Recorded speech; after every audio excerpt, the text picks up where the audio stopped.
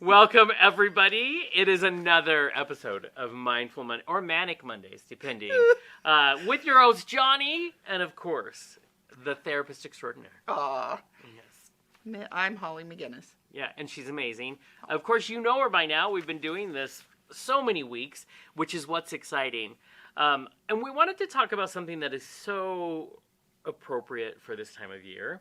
Because as much as I love fall, and I do love fall, I get seasonal affective disorder huge. Yeah.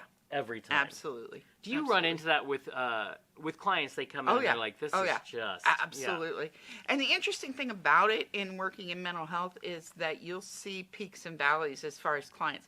Summer, nobody wants to go to therapy. Right. No. It's too much we got fun. things to do. We got things to do. Sunshine outside. As soon as the weather starts to change, your schedule's full. Exactly. Well, and you know what's so funny to me? Because I was thinking about it because I have learned to look forward to things in fall where I didn't used to be good at that. But that doesn't solve the problem. No. Like there will be a moment that all of a sudden, for some reason, I'm like, I'm going to hide under blankets and cry. You can feel it. Yeah, absolutely. And I know it's because, I'm we all hate it. Up in the dark. Home in the dark, you just don't particularly feel it. Living here in the Pacific Northwest. That was a huge shock for me. And I've lived here now it is 33 years. By the time the winter solstice hits here, it's like getting dark around 4 o'clock. And We're buried in snow. The sun doesn't come up until 7. So I literally go to work in the dark and go home in the dark. And it makes me angry. So I go to the gym way too early. Can't you tell? And I tell my dog. Just the other day I was telling my dog, I'm going to go to the gym and then I'm coming home. I'm going to go to work a little later because we're going to go for a walk. And but of course it's dark out. Our neighborhood is not necessarily the greatest in the dark. And I'm waiting. And I'm like, okay, buddy, I got to go to work because I'm going to be waiting until afternoon. Yeah. Because, it's seasonal affective, a lot of the theory is that it's a vitamin D deficiency. And to a certain extent, it can be. But it also can be, people just really struggle with not being able to get out. And we saw a huge uptick of these kind of issues with COVID. Yeah, I was going to say. And, mental health was just, one of the things about being a mental health counselor is job security. Oh, for real? It's good statement.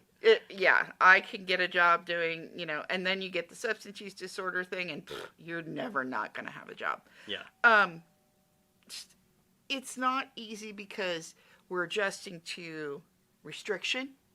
As human beings, we don't like not being able to go outside. Your freedom is a little... It's cold. People get cranky when it's way too hot, too. Yeah. But when it's cold and, you can go outside and find a shade tree. Right. Well, there is something about, even when it's 115 outside, with the sun out, I feel trapped when it's the winter time. Yeah, absolutely. Yeah. I struggle with it. I am a summer, and I have my own theory about it. It kind of has to do with when you're born. My children were born, one of them in early fall, one of them in very late fall, close to the beginning of winter. And one of them loves winter, and one of them loves fall. Isn't that interesting? But I'm a summer baby, and I love summer. I am good with the heat. I had to get a new car, so I had a sunroof. See, I don't understand people who love winter. Because my friends tease me and say, you get so angry at winter as if it's a person. Yeah, exactly. I'm offended. Yeah. Fuck that bullshit. But one of the things you had mentioned earlier, theory. You had mentioned theory. So I was doing some research, and the truth is, we don't know why. We know that seasonal affective disorder happens. We don't necessarily have a pinpoint. Like, we think it's chemicals in the brain. And that's fascinating. And what's interesting about that is, thank God, it's something that we have accepted exists. Because a lot of times, people feel even worse because people act like they're there's no reason for it. Yeah. But yeah. sad is something that I think we've been dealing with for decades. You know what absolutely. I mean? Yeah. Absolutely. And there are things you can do for yourself that help, because I hate winter. But there are, by the same token, when it gets really freaking cold here, like we have had 20 below, it is a thing. Yeah, it's gross. If you step outside, especially if there's snow on the ground, it's brighter than any summer day. Oh, it's true. And you go and everybody just kind of feels better, and you can tell because it's hope. Yeah. You know? That's it. Yeah. His hope is right. I will Yeah. say there's two things I do, but one of the things when I got my dog, Yeah. he loves the snow so much. Yeah. Like, I've never seen so that is nice because I Yeah. take him out, gives me a reason not to hate it. Yeah. But also, one of the things I do the last couple of years, actually, is I do something, I plan things with friends, activities that give me a positive Yeah. vibe. Now, it's not going to make me love winter by any means, but it is going to mean there's moments that I'm like, oh, I don't hate this. Yeah. You know what absolutely. I mean? Yeah. You know, and I do things like, you know, taking things and reframing them into a positive. Okay, the weather is crappy outside.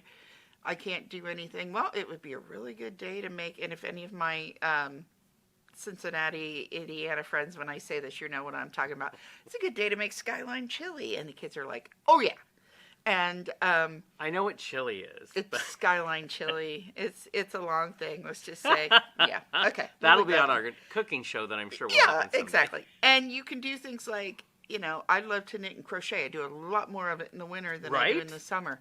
You have more time because you have to be, Yeah. I read more in the summer, you know.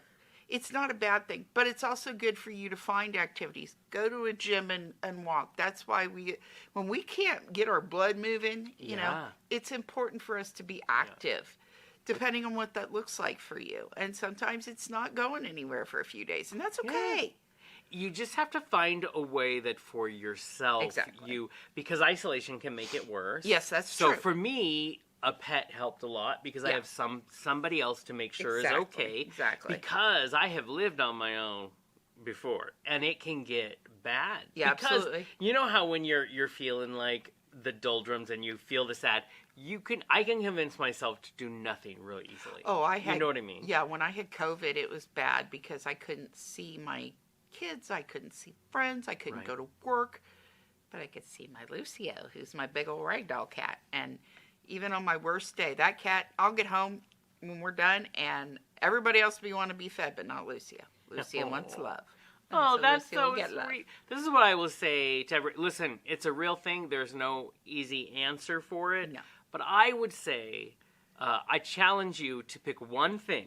Like, I don't want you to be overwhelmed, so just pick one thing in a week, that an activity you can do, something that makes you happy, that you're gonna, you know, we're in the midst of, you know, of the time when this happens. Try it. Maybe it won't work, but maybe it will, and then let us know. Yep. What did you do, and did it work for you? Absolutely. Because that is a real thing. It is. And sometimes you can use those. Someone was asking me, have I used, you know, the sunlight thing? Yeah. It works for my mom. Yeah. The other thing you can do is plants. Having a lot of plants around. Number one, the satellite will be great for them. Yeah. But they do a lot of good for people who like plants. Yeah. I can't have plants. I have cats. Taking care of these things. Yeah. And especially, I like to have something growing in my house when I can't grow outside. Exactly. You know, it just reminds you, oh, that's right. Exactly. Spring, we're going to get through this. Yeah. Because let me tell you, when I was living in California, I really appreciated the weather down there. Mm-hmm. So much so that I forgot when I came back that, oh, crap. The other thing is, if you can afford it, my dream is to be a snowbird. Oh, yeah. You know what I mean? Yeah. Get out of it and then come back. And I have many friends who are. So there are solutions that we can find. But we do want to hear from you. We want to know what you've tried, what your new things you're going to try, and then how was it for you? Because that's we're a community that's all about helping each other. So thank you again for joining us on another beautiful Monday. And whenever you watch this, and know that we're here for you all the time. Watch the videos, make comments, send us emails. We want to hear from you. So any parting words, my friends? Find what you love and do it all year round. See? Perfect advice. So until next time, we'll see you in the ether. Bye. Bye.